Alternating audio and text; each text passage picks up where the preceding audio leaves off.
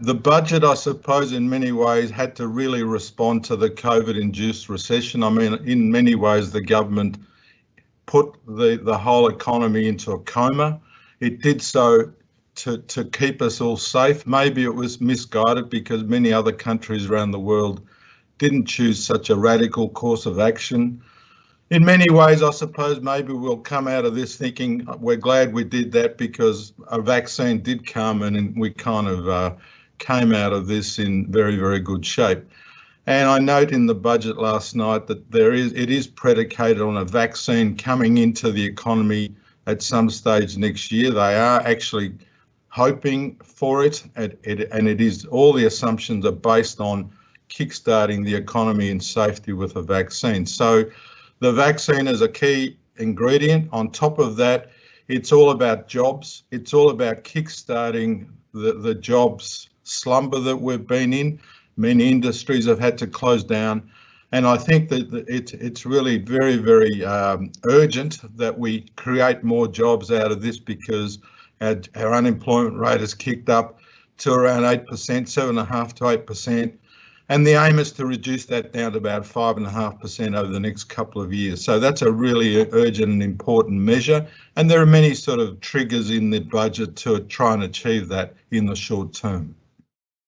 The implications are that most people will probably look at this and kind of be confused because it looks like a big spending budget that any Labor voter would be mighty proud of. I mean, you know, we've never had this kind of spending ever done before in the history of Australia. I mean, I'm of an advanced age and I was, you know, blown away. It was sort of eye-watering stuff for me to see the amount of largesse coming in to try and save us. So it's certainly a very, very big spending budget, and the implications are a big spending budget done on the credit card means that at some point we need to pay it back. And how do we do that? We're just giving a lot of debt to future generations to deal with and hoping that we can sort of muddle our way through. I'm not sure how that's going to occur, but look, we're not alone in this. The whole world's in the same boat.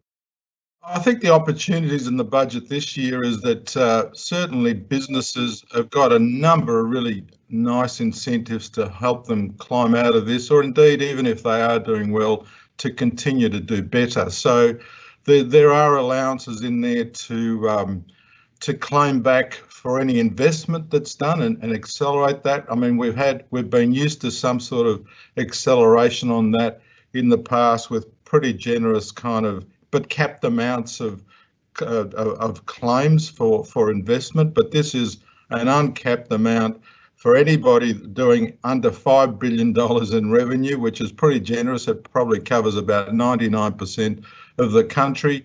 If you're anybody in business doing any kind of investment spending, then you're able to write that off against your taxes. And if you haven't got much tax write-off coming, you're able to dip back into last year's taxes and claim that back rather than wait in future to do it when you might be profitable in years to come. So they're all really, really handy measures for business to get back up off their feet. There are kind of a number of other sort of side things like some incentives to hire trainees and apprentices, you know, a wage subsidy. There's kind of all sorts of allowances around helping business to kind of get back into some sort of mojo. So I think they're really exciting things.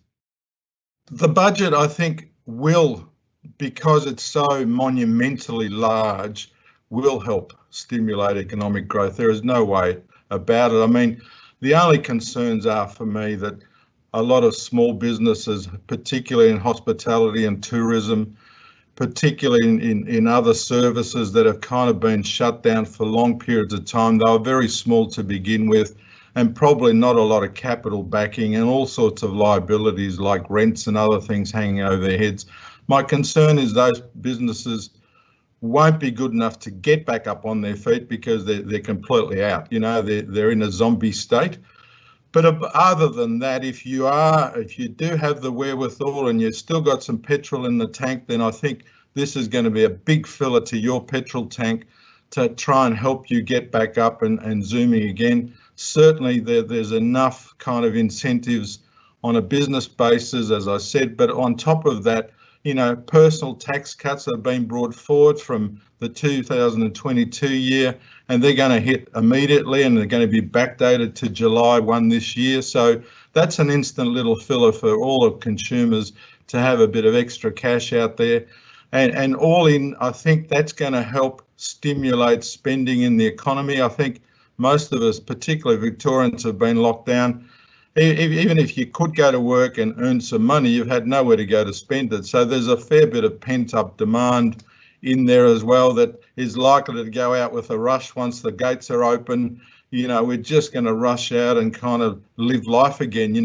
The restaurants, the shops, the things, the holidays, the things we've been kind of restricted from doing. So all of those things I think are going to be really useful to get us going.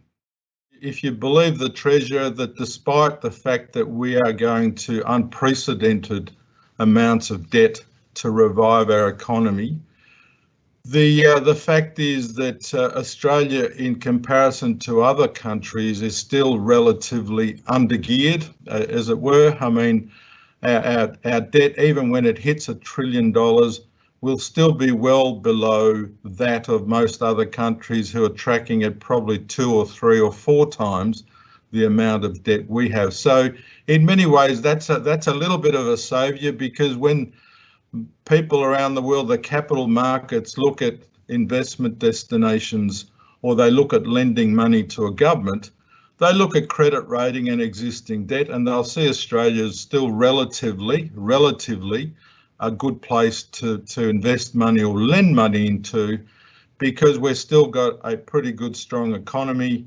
We've still got the ability to service debt because interest rates are going to remain low for a long, long time. So, our interest debt is only going to be $17 or $18 billion per annum, considering the huge amount of debt we're going to rack up here. So all in all, I think that's going to stand us in very good stead.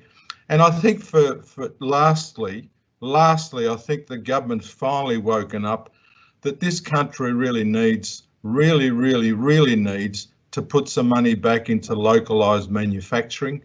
And we've started to see that with some incentives around bringing back forms of manufacturing that we're good at and should be competitive at. We can certainly compete in higher value manufacturing. We're good at a lot of these things, and there's never really been any incentive for them. And I really look forward to that trend continuing as we kind of start to embed those things in there. If I were to summarise the budget last night, I would be saying we need jobs and we need them quickly. And here's a pile of money to get people out of their slumber, back into doing business, opening up borders, picking fruit, doing the things that they do, transporting stuff across state lines, hiring trainees and apprentices, and making sure that we've got enough money to sustain ourselves and get ourselves out of the hole here. So the budget's all about anything it takes to get us out of a hole. That's how I can summarise it.